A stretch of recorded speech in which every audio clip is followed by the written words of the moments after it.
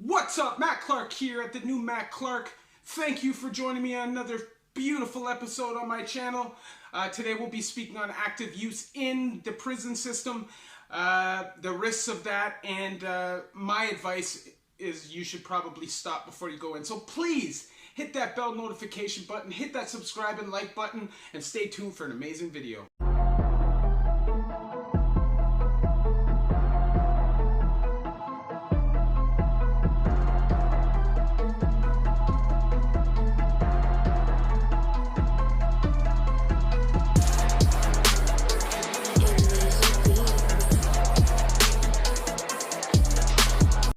What's up? Matt Clark here at the new Matt Clark. How are each and every one of you doing on this beautiful, amazing Wednesday?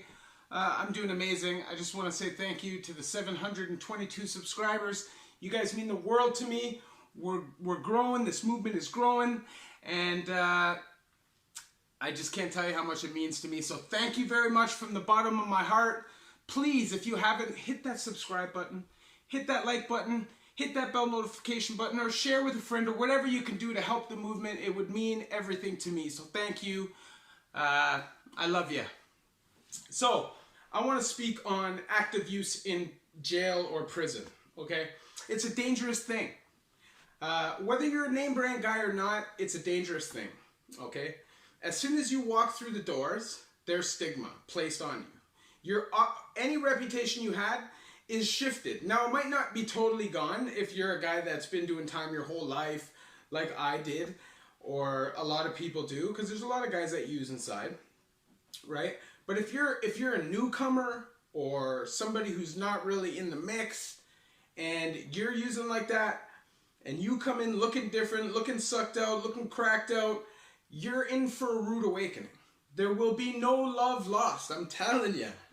You will not be allowed to sleep on the range. A lot of guys come in off crystal meth and immediately sleep 3, 4, 5 days in a row, and they're tortured. They don't get any food. They get punked off. They get crap thrown at them when they're lying at the bug bench in the back of the super jails. Like along the side wall, there's benches, concrete benches, and we call it bug row. If you sit in that row, you're in for it. I'm telling you, stuff's gonna happen to you. So I'm telling you, if you have any idea that you may be going to prison, the only advice I can suggest to you is to stop right now.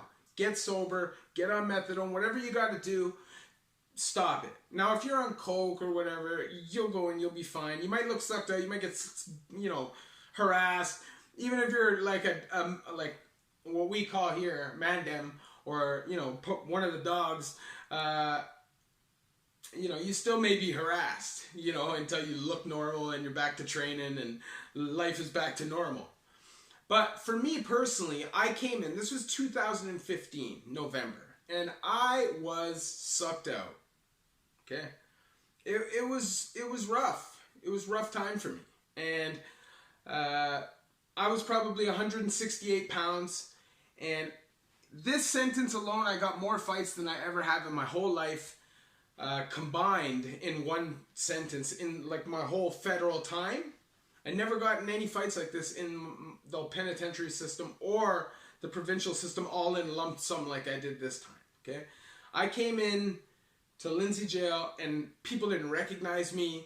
People didn't want to claim that they knew me because of how I looked.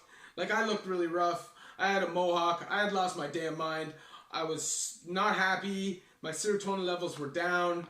Honestly, I was in a really bad place, And I think the message that I actually got from this situation was that I didn't want to be there anymore, right? Like, this actually formulated the thoughts that changed my ideals and made me want to change. Because I was totally out of place for the first time. And I had spent almost 20 years in prison, never felt out of place, always more comfortable there than on the street. And that's institutionalization, and we'll speak on that. I'll do an episode on that one of these days. But I was always super comfortable in jail. But this time was different. This time I was not comfortable in jail. And because of that, I got in lots of fights. And before I really got to working out and getting my size back, people were messing with me. I had to stand up for myself regularly. And in my cell 6, behind the shower, because the guards would not move me, I'm literally eating any carbs I could get, bread, potatoes, screaming out vegetables, doesn't matter. And I'm just doing push-ups, push-ups, push-ups, dips, push-ups, dips, and slowly gaining the size back without anybody knowing. And I was plotting because I was so angry. And I had a plot. And believe me, within a few months, I was over 200 pounds and I was swinging on anybody who disrespected me. And that was reality. We'll get into those stories. Those are more fun stories. I don't really want to talk about that stuff when I'm speaking on such a serious issue. It's dangerous. If you also are a junkie and you go in without any dope, they're going to be all over you because they're going to say, you're on dope. You know you're out breaking the law. How are you not prepared? And people are going to use that as a reason to target you if you're not a name brand guy or a well-known guy. And that's life, you know, that's something you're going to have to deal with. But I suggest to you, my advice to you is if you are going in, anytime sentencing, planning on going in, doing crime, any of that stuff, I suggest that you get sober. It will benefit you in more ways than just being safe in prison. It'll also probably stop you from breaking the law and doing the things that are sending you to prison in the first place. But prison is not a fun place for an addict. And that's jail. Now, if you go down to the federal system and you're in active use, it's a different world, okay? There is a subculture down there. But you will not have the same con status that people who don't use do. That's out the window. It doesn't matter. Like, you're not going to be a piece of crap or a clown or anything like that. But people will not look at you the same. You know? And once you get labeled as a bucket or a custody or a junkie, people are looking at you differently. And prison is not a friendly place. It's a hostile environment. And I'm telling you, it's not because people will talk down to you or look down to you. It's because dope is readily accessible and it's expensive. And if you can't pay for it, your life is in danger. Bottom line. Doesn't matter if it's $100. Doesn't matter if it's $20. You know, I've known a guy that got stomped to death over a carton of smokes. When a carton of smokes was like $60. You know what I mean? That's life in the penitentiary. You can get murked at any time. You could just be fighting somebody, hit the ground, and that's it. They're going to stomp you to death. Nobody's going to save you. In the provincial system, if you get into a fight or somebody's stabbing you, the guards are going to run in and they're going to stop it. But if you're in federal and somebody's stabbing you or smashing you with a weight bar or a baseball bat, or a couple guys are jumping you in the back of the yard, nobody's going to help you unless they have an open shot. That's the only way somebody's going to save you, is if the rifle tower has a shot. They're not coming into the yard. They're not until it's over. So I would just suggest that if you're in active use, or you know anybody who's in active use right now who's inside, you try to motivate them to quit, because every day they're using inside, their life is in danger. Hey, and if somebody that is inside and you know, and if your loved one is calling you, asking you for money, saying that their life is in danger, whether you believe it or not, you do not call the prison and have them removed. You're putting their lives in more danger if you do that. They will become a target in every prison that they go to. It's up to you whether you want to pay it or not, right? Because 50-50, it's honest.